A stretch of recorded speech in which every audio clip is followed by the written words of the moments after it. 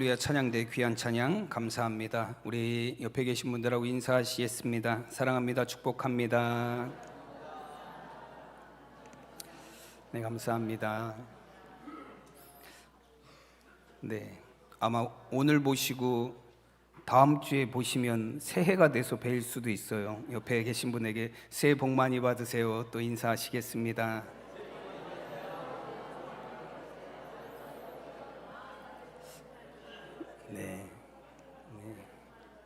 네, 감사합니다. 오늘 2023년의 마지막 날이기도 하고 또 마지막 주일이기도 합니다. 여러분, 우리가 한 해를 열심히 살아왔습니다. 이렇게 마지막 주일 또 마지막 예배에 2023년의 마지막 주일 예배에 이렇게 참여하신 우리 성도님들 가운데 하나님이 주시는 은혜가 충만한 시간 되시기를 바랍니다.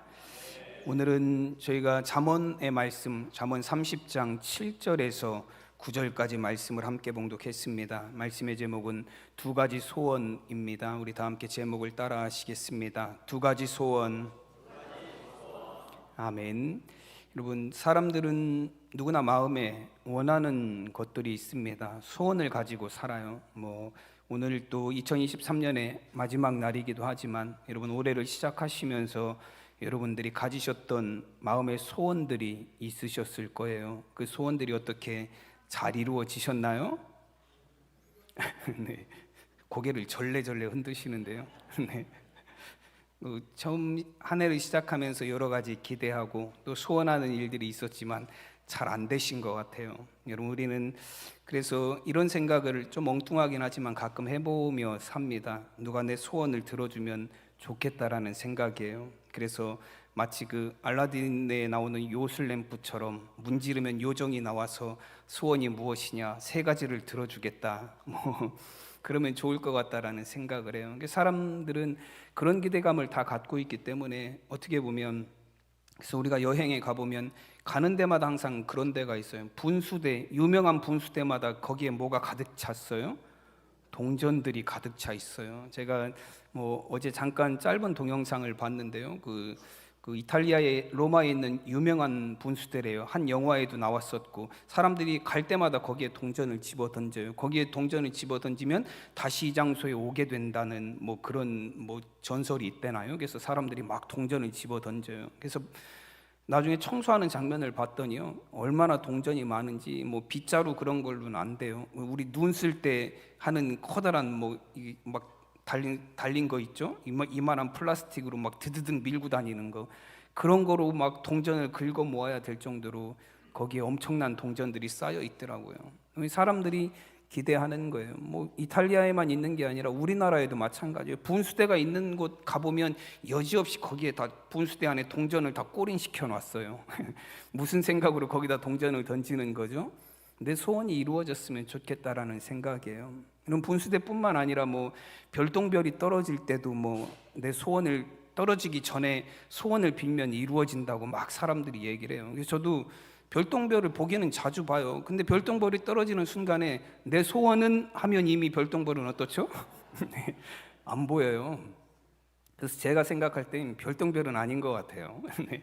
내 소원은 하는 순간에 이미 별은 다 떨어지고 사라지고 없어져 버립니다. 여러분, 우리는 그런 생각들을 많이 해요. 내 소원을 누군가 이루어줬으면 좋겠고, 내 소원이 누군가 좀 도와줘서 내 소원이 잘 해결이 됐으면 좋겠다라는 그런 생각을 하며 살아갑니다. 근데 여러분, 우리가 소원이라고 생각하는 것들이 단순히 우리는 어떤 개념에만 머물러 있냐면 내가 원하는 것, 내가 바라는 것, 내 삶에 도움이 되는 것, 여러분, 그런 것에만 소원의 개념이 머물러 있어요. 근데 여러분, 성경에서 또 하나님의 백성들에게, 그리스도인들에게 소원의 개념은 조금 다른 의미를 갖고 있습니다. 여러분, 하나님께서는 하나님의 일을 하실 때 하나님의 사람들에게 그 마음에 소원을 주신다라고 말씀하세요. 여러분, 하나님은 우리에게 소원을 주셔서 우리가 그 소원을 가지고 세상에 하나님의 일을 감당하게 하십니다. 빌립보서 2장 13절 말씀해 보시면, 너희 안에서 행하시는 이는 하나님이시니 자기의 기쁘신 뜻을 위하여 너희에게 소원을 두고 행하 행하게 하시나니라고 말씀합니다.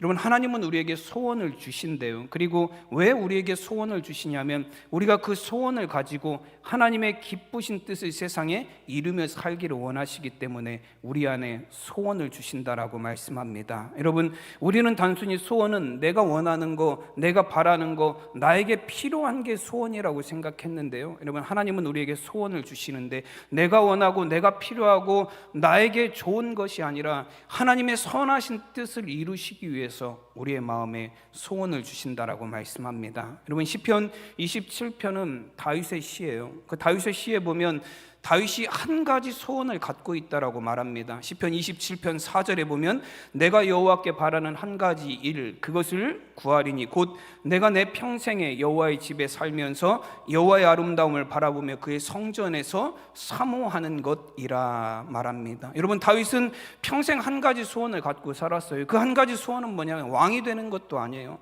그 한 가지 소원은 무엇이냐면 전쟁에서 늘 승리하는 것도 아닙니다. 그 한 가지 소원은 무엇이냐면 자신을 위한 소원이 아니에요. 다윗의 한 가지 소원은 뭐냐면 내가 내 평생에 하나님의 성전을 사모하고 하나님의 성전에서 하나님을 찬양하며 사모하며 사는 것이다 라고 고백합니다. 여러분, 그래서 다윗은 자신의 평생을 통해서 어떤 일을 계속했어요?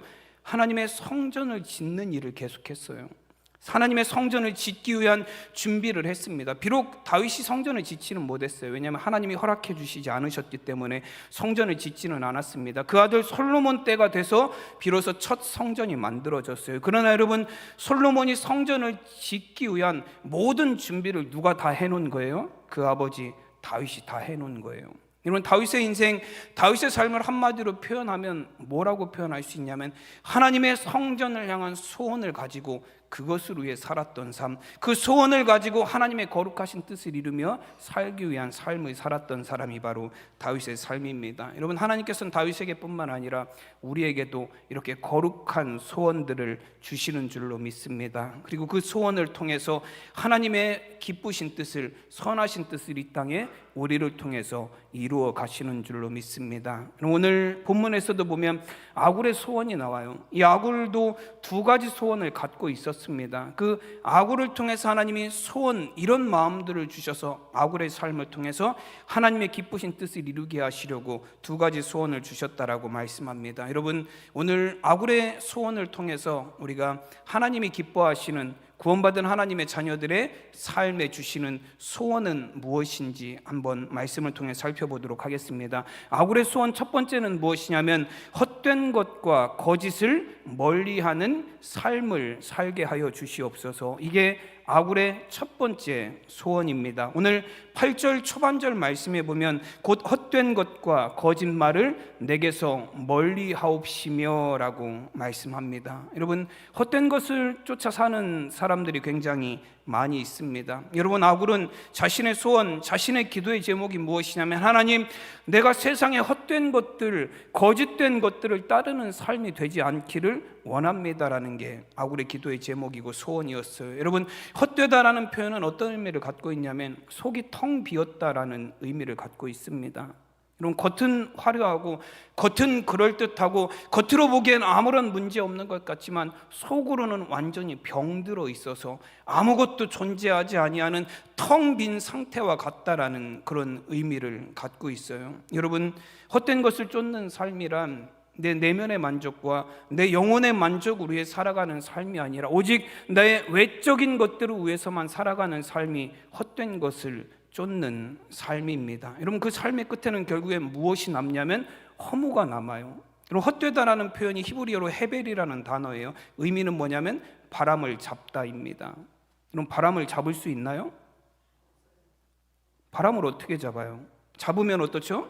빠져나가죠. 바람은 잡을 수 있는 게 아니에요. 여러분, 헛되다라는 것이 그런 의미를 갖고 있어요. 지금도 세상에 수많은 사람들이 잡을 수 없는 헛된 것들을 쫓아 사는 삶을 살고 있다라는 거예요. 그래서 아굴은 고백합니다. 하나님, 내가 세상에 수많은 사람들이 잡을 수 없는 헛된 것을 쫓아가는 삶을 사는 것처럼 그렇게 헛되고 거짓된 것을 따르는 삶이 되지를 않기를 원합니다. 이게 아굴의 기도입니다. 여러분, 모파상의 단편 중에 보면 목걸이라는 글이 있어요. 아마 읽어보신 분들 많이 있으실 거예요. 그리고 읽어보진 않으셨어도 내용은 아마 다 알고 계실 거예요. 우리가 수없이 들어봤기 때문에 그래요. 이 모파상의 목걸이라는 단편에 보면 마틸다라는 여주인공이 나옵니다. 이 마틸다라는 여주인공은 굉장히 아름다운 여인이에요. 근데 아름다운 여인이었지만 가난한 집에서 태어나서 가난한 남자를 만나서 결혼해서 가난하게 사는 여인이었어요. 본인 스스로는 굉장히 아름답다고 생각을 하고 나는 내 외모에 걸맞게 화려한 삶을 살아야 된다고 화려한 삶을 꿈꾸던 여인이었어요. 그렇지만 실제로 자신의 삶은 화려함과는 거리가 먼 가난하고 초라한 삶이었습니다. 근데 어느 날 그 공무원이었던 남편이, 이제 가난한 공무원이었던 남편이 어느 날 이제 초대장을 하나 가지고 와요. 근데 파티에 초대장을 가지고 왔는데 그 파티는 어떤 파티냐면 고관 대작들이 참여하는 파티예요. 아마 공무원이라서 특별히 갈 수 있는 기회가 생겼던 것 같아요. 높은 지위에 있는 사람들이 열고 참여하는 그런 파티에 참여할 기회가 생겼어요. 부부가 같이 가는 거죠. 그래서 이 마틸다는 한껏 흥분이 됐어요. 이것이 나의 기회라고 생각을 해요. 지금이야말로, 이제야말로 내가 나의 아름다움을 세상에 있는 사람들에게 알릴 수 있는 좋은 기회다라고 여겼어요. 그래서 있는 돈 없는 돈 다 끌어모아서 아름다운 드레스를 샀어요. 아름다운 드레스를 사고 자신을 한참 꾸몄어요. 근데 여러분, 드레스라는 옷이 어떻죠? 입으면 이렇게 어깨 위로는 드러나고 어깨 밑으로 이렇게 입는, 이렇게 밑에가 이렇게 부한 옷이 드레스잖아요. 우리 서양 사람들이 파티에 참여할 때 입는 옷. 근데 그 옷의 핵심 포인트는 어디냐면 목걸이에 있어요. 드레스로 완성이 되는 게 아니라 그 패션은 목걸이에서 완성이 되는 거예요. 아마 저는 잘 모르지만 우리 권사님들, 금은방 하시는 권사님들은 네, 아실 것 같아요. 목걸이에 그 포인트가 있어요. 이 아름다운 옷은 어떻게 해서 준비를 했는데 목걸이는 도저히 구할 수 없는 거예요. 뭐 그렇다고 싸구려를 하고 갈 수도 없고, 그래서 고민한 게 자기 친구에게 목걸이를 빌리는 거예요. 친구에게 그래서 비싼 목걸이, 보석 목걸이를 빌려서 파티에 참여했습니다. 여러분, 아름다운 옷을 입고 아름다운 목걸이로 치장을 하고 아름다운 여인이 파티에 참여했으니까 여러분, 사람들이 어때요? 관심을 보였어요. 그날의 주인공은 마치 내가 된 것처럼 이 마틸다가 정말로 행복한 시간을 보냈습니다. 근데 문제는 어디에서 생기냐면 그 행복이 짧았다라는 데 있어요. 여러분, 파티를 마치고 돌아오는 도중에 보니까 목걸이가 사라진 거예요. 친구에게 빌린 그 비싼 목걸이가 사라진 거예요. 집에 돌아와서 아무리 찾아봐도 이 목걸이가 발견이 되지 않아요. 남편하고 고민하다 결국에 내린 결론이 뭐냐면 보석 목걸이를 사서 배상해 주자라는 거예요. 그래서 전 재산을 다 팔았어요. 전 재산을 다 팔았는데도 목걸이 값이 안 나와요. 그래서 결국에는 고리대금 업자에게 가서 돈을 빌려요. 요즘의 말로 하면 사채죠. 사채를 얻어서 나머지 값을 다 치루어서 간신히 보석 목걸이 하나 사서 친구한테 돌려줘요. 그리고 나서 그 빚을 갚느라고 10년이 넘게 고생을 해요. 여러분, 뭐 파출부 생활을 하고 뭐 일용직 생활을 하고 돈 되는 일이라면 다 열심히 일해서 결국에는 그 빚을 10년 만에 갚았어요. 그리고 10년 만에 이제 길에 나가서 우연히 가는데 자기에게 목걸이 빌려줬던 자기 친구를 만났어요. 근데 그 친구는 이 여인을, 마틸다를 못 알아봐요. 왜 못 알아봤냐면 너무 고생을 해서 폭삭 늙어버린 거예요. 10년 만에. 그 아름다웠던 마틸다가 완전히 늙어버려서 알아볼 수 없을 정도로 사람이 변한 거예요. 근데 마틸다가 아는 척을 하니까 너 왜 이렇게 사람이 변했냐고. 나 10년 동안 네가 이제서야 말하지만 네가 빌려줬던 목걸이 그거 잃어버려서 그거 새 거로 너한테 사주고 그 빚 갚느라고 내가 10년 동안 죽을 둥 살 둥 고생을 했다 그랬더니 이 친구가 뭐라고 얘기해요? 그 목걸이는 가짜였다고. 그 목걸이는 가짜였대요. 내가 그 10년 동안 그렇게 그래서 빚을 갚아서 산 그 목걸이가 가짜였다라는 거예요. 여러분, 이 모파상이 목걸이라는 단편을 통해서 여러분, 이 시대 사람들에게 주는 메시지는 무엇인가요? 사람들은 잠깐의 화려함을 위해서 평생을 바친다라는 거예요. 근데 여러분, 그 평생을 바쳐서 얻은 잠깐의 화려함조차도 뭐라는 거예요? 가짜라는 거예요. 여러분, 우리의 삶이 그렇지 않습니까? 평생을, 정말로 내 평생을 다 헌신해서 살아왔는데 여러분, 내 삶이 이 세상에서 끝난다면 여러분, 그것은 가짜예요. 세상의 화려함을 추구하며 살아가고 세상에 내 모든 걸 다 걸었지만 세상의 화려함과 세상의 부유를 추구하며 살았다면 그 삶은 결국에는 우리가 아무리 많은 걸 헌신하고 바쳤어도 가짜, 잠깐의 화려함, 불꽃놀이의 끝이 나버리고 만다라는 거예요. 여러분, 그래서 야고보서 1장 16절에서 야고보는 이렇게 권면을 합니다. 내 사랑하는 형제들아, 속지 말라 말합니다. 내 사랑하는 형제들아, 더 이상 속는 삶을 살지 말라라는 거예요. 세상에 있는 것들이 가장 좋은 것인 것 마냥, 세상에 있는 것들이 너희에게 모든 것인 것 마냥 속삭이는 세상의 유혹에 속지 말라라는 거예요. 그리고 야고보 1장 17절에서 이어서 야고보는 뭐라고 말합니까? 온갖 좋은 은사와 온전한 선물이 다 위로부터 빛들의 아버지께로 내려오나니 그는 변함도 없으시고 회전하는 그림자도 없으시느니라. 아멘.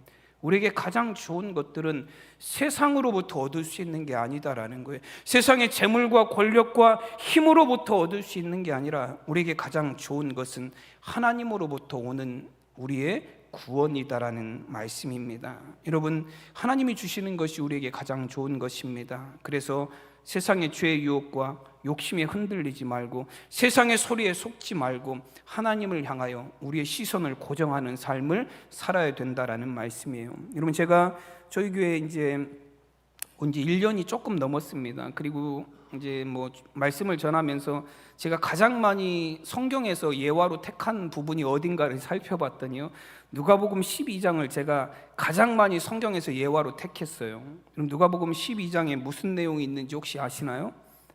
어리석은 부자에 관한 내용이에요. 제가 그 누가복음 12장의 본문을 이 말씀을 전하면서 가장 많이 예화로 택했더라고요.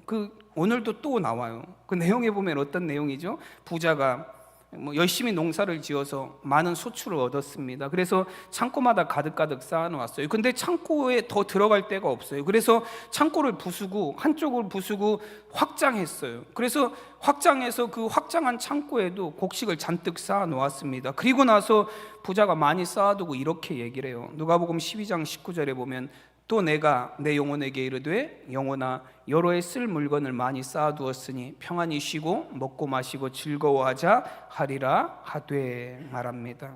여러분, 부자가 뭐라고 말하냐면 내 영혼아 이제는 많이 쌓아두었으니 평안하게 먹고 마시고 쉬자. 이제는 내가 평안하게 누려야 될 때다라고 말합니다. 여러분, 그때 하나님께서 이 부자에게 말씀하세요. 누가복음 12장 20절에 보면 하나님은 이르시되 어리석은 자여 오늘 밤에 내 영혼을 도로 찾으리니 그러면 내 준비한 것이 누구의 것이 되겠느냐 하셨으니 말씀합니다. 여러분, 하나님이 이 부자를 향해서 하신 첫 마디가 뭐냐면 어리석은 자여라는 말씀이에요. 우리가 생각할 때는 어때요? 칭찬해 주셔야 될 것 같은데, 열심히 일해서 많은 소출을 얻어서 많이 쌓아놨잖아요. 그러면 칭찬받을 만한 일 아닌가요? 하나님, 저 이렇게 많이 쌓아놨습니다. 하나님, 저 이제 노후 걱정 안 해도 돼요. 나는 평생 먹을 것 다 쌓아놨습니다. 요즘 파이어족이라고 그러죠. 네.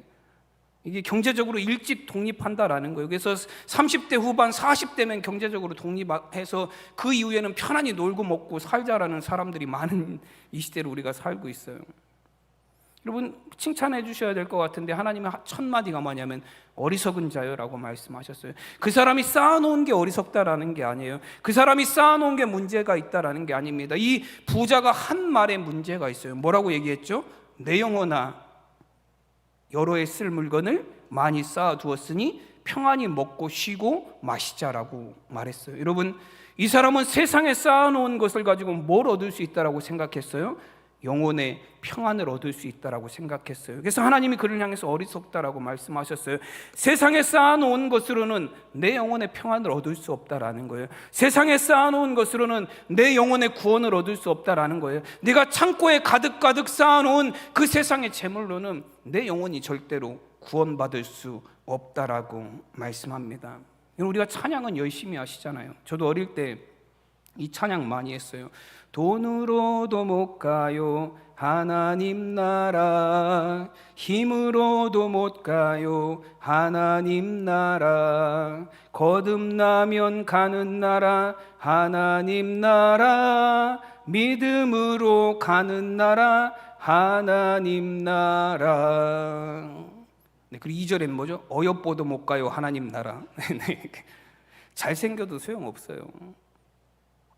여러분, 우리는 하나님의 나라를 어떻게 가는지 노래로, 찬양으로 우리는 수도 없이 불렀어요. 근데 여러분, 우리의 삶이 과연 우리가 찬양하고 고백하는 대로 살아가고 있느냐라는 거예요. 돈으로 하나님의 나라 못 간다라고 우리는 찬양하면서도 여러분, 우리는 세상에 쌓아놓는 것만 위해서 살아갑니다. 여러분, 힘으로는 하나님의 나라 갈 수 없다라고 고백하면서도 세상의 힘과 권력을 추구하는 삶만 살아요. 여러분, 우리의 영혼을 위해서 우리는 무엇을 하며 살았습니까? 여러분, 내 영혼의 평안을 위해서, 내 영혼의 구원을 위해서 우리는 무엇을 위해 살았느냐라는 거예요. 내 육신의 평안함을 위해서는, 내 육신의 편안함을 위해서는 우리가 세상에 많은 걸 쌓아놓아요. 그렇지만 내 영혼의 구원을 위해서는, 내 영혼의 평안을 위해서는 우리가 무엇을 쌓는 삶을 살고 있느냐라는 거예요. 여러분, 세상의 헛된 것들, 거짓된 것들만 위해서 살아가는 삶이 아니라, 여러분, 영원하신 하나님, 우리를 구원하시는 하나님, 우리의 평안을, 영혼의 평안을 주시는 하나님을 위한 삶을 살아가는 여러분, 저 여러분이 되시기를 간절히 축원합니다. 여러분, 세상에 헛되고 거짓된 것에 현혹되어 사는 삶이 아니라 내면의 만족을 누리는 영혼의 구원을 위한 영적인 삶을 살아갈 수 있는 우리 성도님들이 되시기를 바랍니다. 아굴의 첫 번째 소원은 그거예요. 내가 세상에만 뜻을 두고 살아가는 삶이 되지 않게 하시고, 내가 땅만 바라보며 살아가는 삶이 되지 않게 하시고, 내가 육체의 욕심만 따라가는 헛된 삶이 되지 않게 하시고, 내가 정말로 영원한 하나님의 나라를 소망하며 바라보며 헛된 것들이 아니라 영원한 가치를 바라보며 살아가는 삶이 되게 하여 주시옵소서. 이것이 아굴이 가진 소원이었습니다. 여러분, 우리 안에도 이런 소원들이 있기를 바랍니다. 영혼을 사모하는 마음을 가지고 그 영혼의 구원을 위한 삶을 살아가는 우리 성도님들이 되시기를 간절히 축원합니다. 그럼 아굴의 소원의 두 번째는 무엇이냐면 오직 주님만 의지하는 삶을 살기를 소원하였습니다. 오늘 8절 후반부에 말씀해 보시면 나를 가난하게도 마옵시고 부하게도 마옵시고 오직 필요한 양식으로 나를 먹이시옵소서라고 기도합니다. 여러분, 이 아굴의 두 번째 소원은 참 이해하기 어려운 부분이 있어요. 가난하지 않게 해주세요는 이해할 수 있을 것 같아요. 근데 여러분, 부자가 되지 않게 해주세요 라는 기도는 조금 이해하기가 어려워요. 그렇죠? 여러분, 한 20년 전인가 TV에서 그 어떤 카드회사 광고가 있었죠. 그 카드회사 광고에 어떤 여자 탤런트 분이 빨간 모자를 쓰고 나와서 막 소리 지르잖아요. 여러분, 네 부자 되세요 하고 소리 지르는 광고가 있었어요. 그럼 부자 되기를 원하지 않는 사람이 어디 있습니까? 다 부자가 되기를 원해요. 근데 여러분, 아굴은 뭐라고 기도하냐면, 내 소원은 뭐라고 얘기를 하냐면, 하나님, 나는 부자가 되지 않기를 원합니다 라고 기도를 해요. 가난하게 하지도 말아주시고 부자도 되지 않게 해주세요라고 여러분, 아굴은 소원합니다. 왜 아굴이 이런 소원을 하나님 앞에 드리냐면, 왜 나는 부자가 되지 않기를 원합니다라는 소원을 드리는지에 대해서 그 다음 구절에 보면, 9절 말씀에 보면 아굴은 이렇게 이야기합니다. 혹 내가 배불러서 하나님을 모른다 여호와가 누구냐 할까 하오며, 혹 내가 가난하여 도둑질하고 내 하나님의 이름을 욕되게 할까 두려워함이니이다 말합니다. 여러분, 아굴이 갖고 있는 생각은 뭐예요?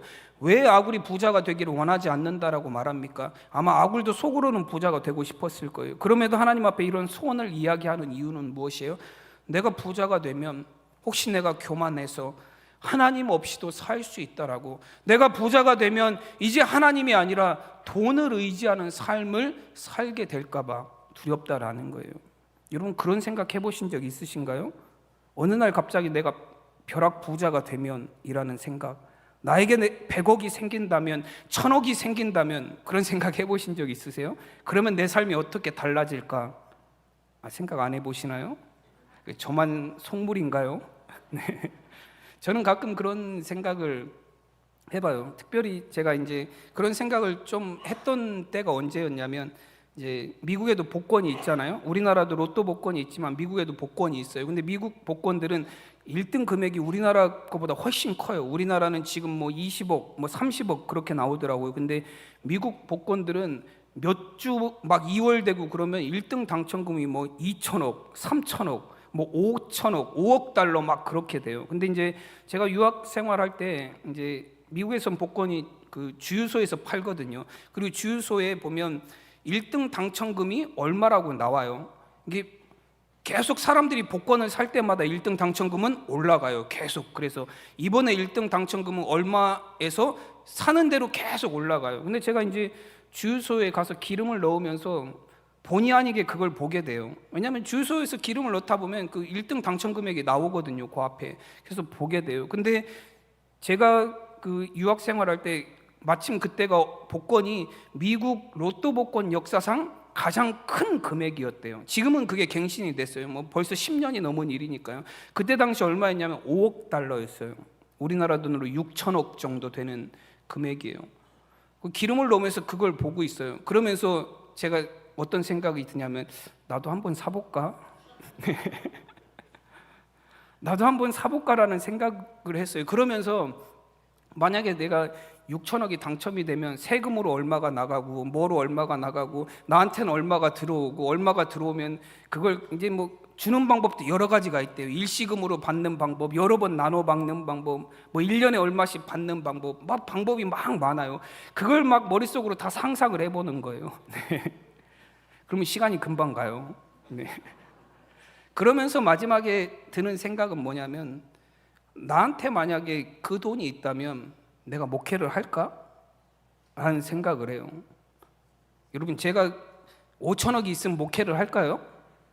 여러분 생각은 어떠세요? 네, 권사님들 고개를 절레절레 안 할 것 같다라는 거죠.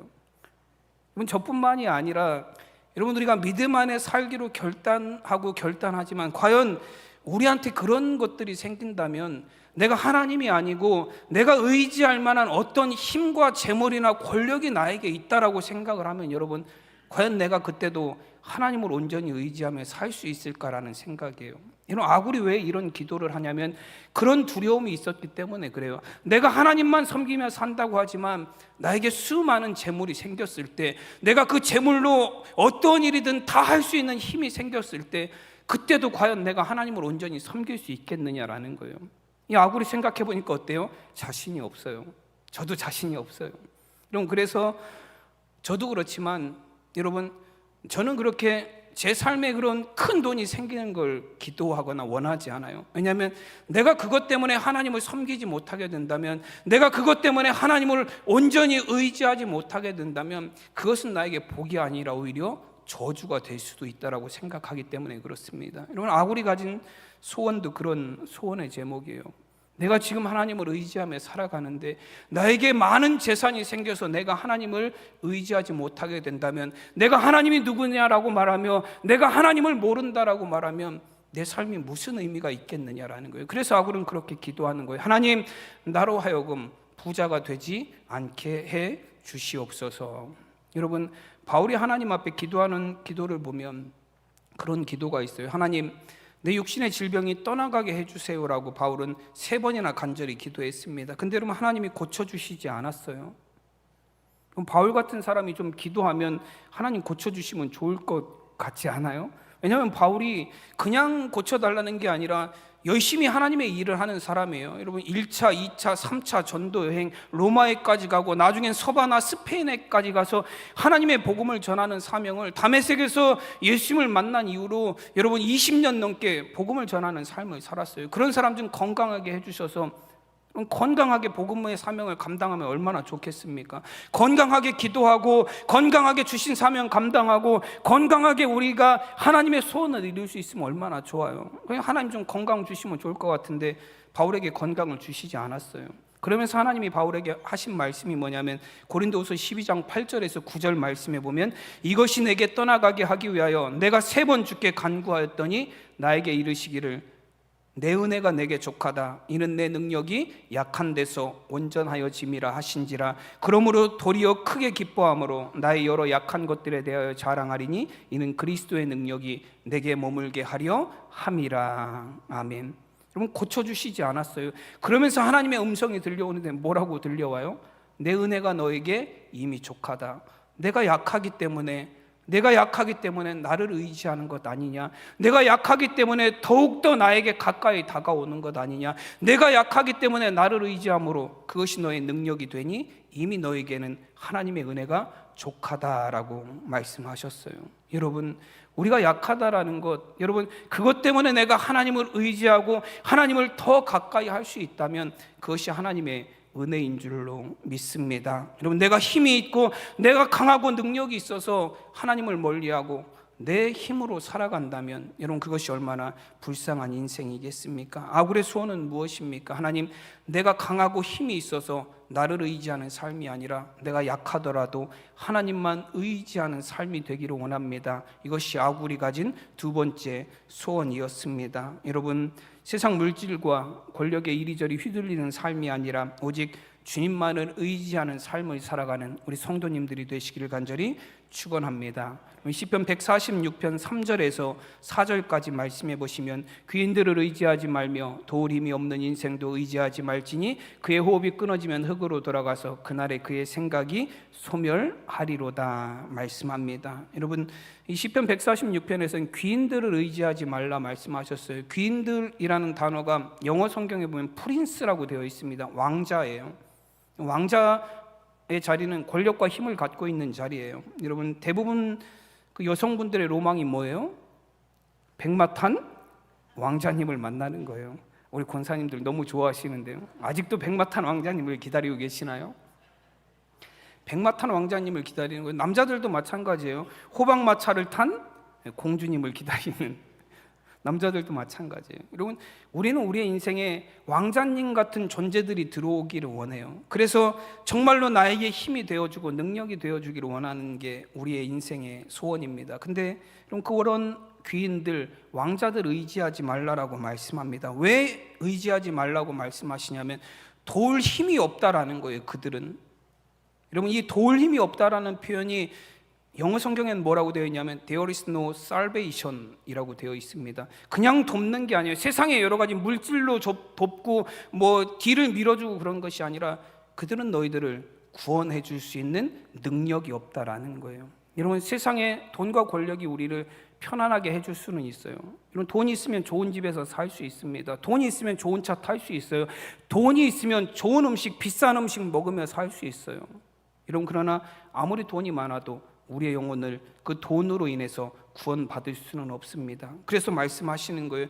의지하지 말아라. 왜냐하면 세상의 귀인들은 너희를 구원할 수 있는 힘이 없다 말씀합니다. 그러면서 시편 146편 5절에서 말씀하시기를 야곱의 하나님을 자기의 도움으로 삼으며 여호와 자기 하나님에게 자기의 소망을 두는 자는 복이 있도다 말씀합니다. 여러분, 세상 힘과 권력은 우리를 구원할 능력이 없습니다. 세상의 좋은 것들을 우리에게 줄 수 있을지는 몰라도 죄의 문제를 해결할 수 없습니다. 우리를 죄에서 구원하실 능력은 오직 하나님으로부터만 오는 것입니다. 그러므로 진정한 복은 세상의 물질과 권력으로부터 오는 것이 아니라 하나님으로부터 오는 것이 진정한 복이고 우리에게 가장 좋은 것임을 깨닫는 우리 성도님들이 되시기를 간절히 축원합니다. 그러면 저는 오늘이 이제 12월 31일이고 마지막 주일이잖아요. 마지막 때가 되면 항상 그런 생각들을 해봅니다. 1년의 마지막이 이렇게 마지막 날이 오듯이 결국에는 우리의 인생도 결국에는 언제가 와요? 마지막 날이 와요. 우리 인생이 마지막 날이 오듯이 결국엔 이 세상도 어떤 때가 와요? 마지막 때가 오게 될 거예요. 우리는 그때가 언제인지 알 수 없지만 분명히 마지막 날이 오고 우리의 마지막 삶의 때가 오고 이 세상도 마지막 시기가 오게 될 것입니다. 여러분, 그 마지막 때 우리가 천국문 앞에 서서 천국문을 두드리면서 뭐라고 하시면서 열어달라고 그러실 거예요? 뭐라고 하시면서 열어달라고 하실 거예요? 얼마면 돼? 그러실 건가요? 천국 입장료 얼마야? 그러실 건가요? 나 세상에서 이러이러한 사람이었어 라고 말할 건가요? 여러분, 세상에 쌓아놓은 것으로는 아무리 천국문을 두드려도 그 천국문 열리지 않아요. 세상에 있는 가치는 천국에서는 아무런 가치가 없기 때문에 그래요. 여러분, 세상에서의 가치는 무엇이냐면, 여러분, 하나님 나라 천국에서 우리가 보여줄 가치는 무엇이냐면 우리의 믿음이에요. 그래서 베드로전서 1장 9절에서 뭐라고 말씀하십니까? 믿음의 결국은 영혼의 구원이라. 그리고 베드로전서 1장 7절에서 뭐라고 말씀하시죠? 불로 연단하여도 사라질 금보다 우리의 믿음은 더욱 귀하다 말씀합니다. 우리는 믿음으로 구원받고 믿음으로 천국에 가기 때문에 그렇습니다. 저는 우리 사랑하는 성도님들 여러분, 세상의 헛된 것들을 따르는 삶이 되지 않고 세상의 힘과 권력을 의지하는 삶이 아니라 정말로 아굴의 기도처럼 여러분 하나님을 따르는 삶이 되시고 여러분 영원한 하나님을 의지하며 주님만을 의지하며 하나님의 구원을 누리는 삶을 살아가는 우리 성도님들 되시기를 간절히 축원합니다.